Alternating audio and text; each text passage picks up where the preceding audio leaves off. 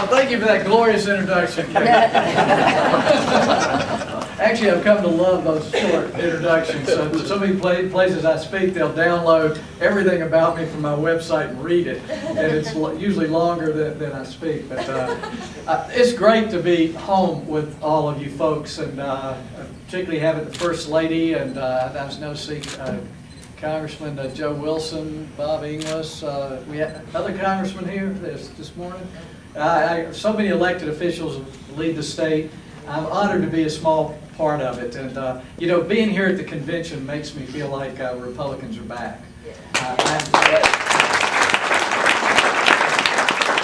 think all of you know I've been first to say that I think Republicans let the country down, at least at the Washington level. We, in many ways, betrayed a trust by just getting spending out of control and not sticking to the knitting of what we believe. And the worst thing that can happen to you in politics is to be considered a hypocrite. And what we did is we allowed a few big spenders in our party, particularly in the Senate, to rule and ruin our majority. And we have a chance now to take it back. You know, I didn't think this week I'd be at this point in the convention and I'd be excited about our ticket. But folks, things have changed in my mind. I didn't know if John McCain was going to pick Hillary Clinton as his running mate, or Joe Lieberman, or who. I didn't know. And the fact that he picked Governor Palin just sent all the right signals to me.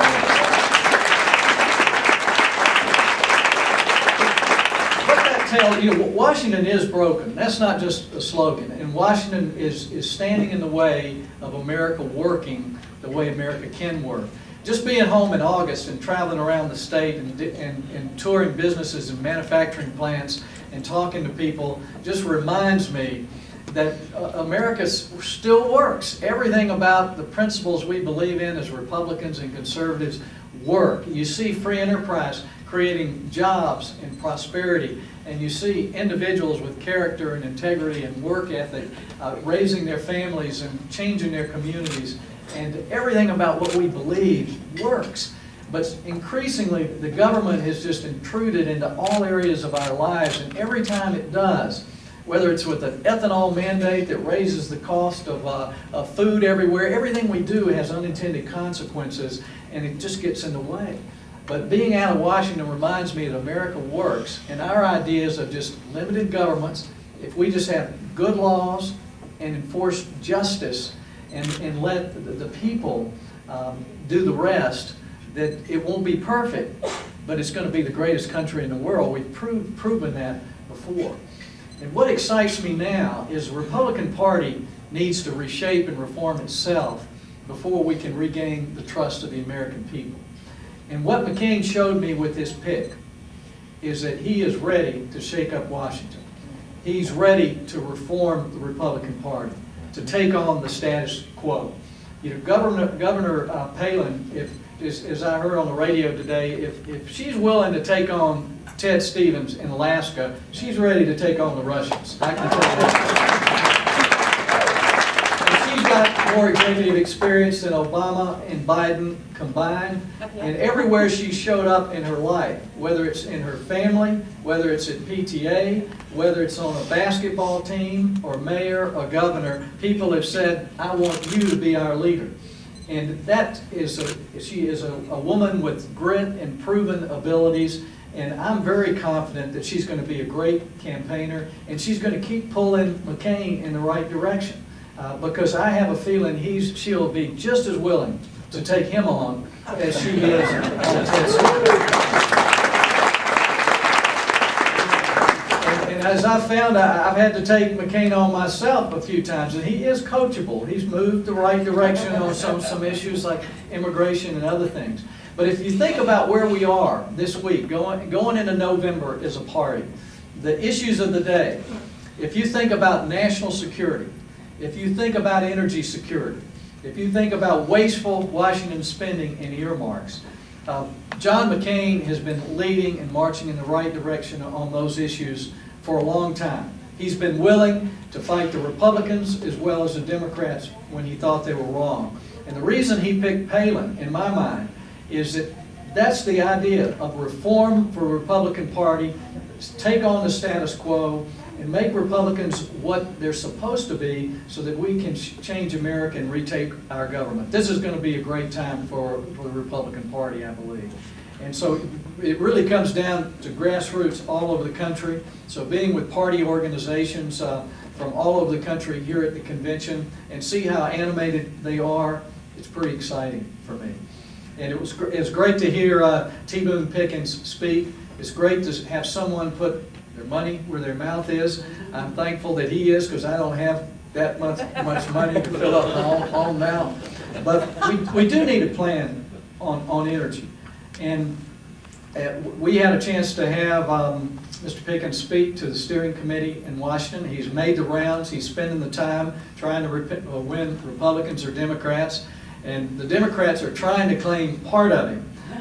They want to, okay, yeah, we will want this little bit of energy, as little as we possibly can, and still do it. But I'm glad to hear him say, at least in groups I've been in, is we need to be going after all of our energy. And we certainly need to be investing in wind and solar, the opportunities for natural gas, particularly for us as a state in South Carolina. We could be energy independent as a state. I mean, our cars could be running on natural gas, our industry, our homes could be heated by natural gas. We could be making electricity, and it emits a lot less than oil or coal, and we have an abundant supply of natural gas off our coast. It makes absolutely no sense in the world to think that we shouldn't be out there trying to bring it in. That you don't need the big platforms, you don't need refineries, you don't need big storage capacities, but South Carolina could benefit from not only lower energy prices and being energy independent, we could benefit from the royalties, and the money could be directed in other areas of the state. And if we could take the $700 billion as a nation that we're sending overseas every year and keep it here at home, what that would mean to our economy and our security, our freedom, I don't even think we've begun to grasp. Because right now we're losing $700 billion. And those of you who've been involved in economic development know that if money stays at home, it multiplies itself. And we used to say when I worked in the chamber, if we could get someone to spend $1 in Greenville rather than Atlanta, that dollar would turn into $2.50 or $3 in Greenville, because somebody else would spend it, somebody else would spend it. And think of what would happen with $700 billion in the United States rather than $700 billion in Saudi Arabia and Venezuela and other places like that. What that would do to the value of our dollar. Because as we flood the international markets with our own currency, that money's coming home. And it's buying things like our banks and our breweries, for heaven's sakes. Flags should be at half-mast when we launch that. But we have an opportunity to begin to change that. And I do think we need to go after it all as quickly as we can.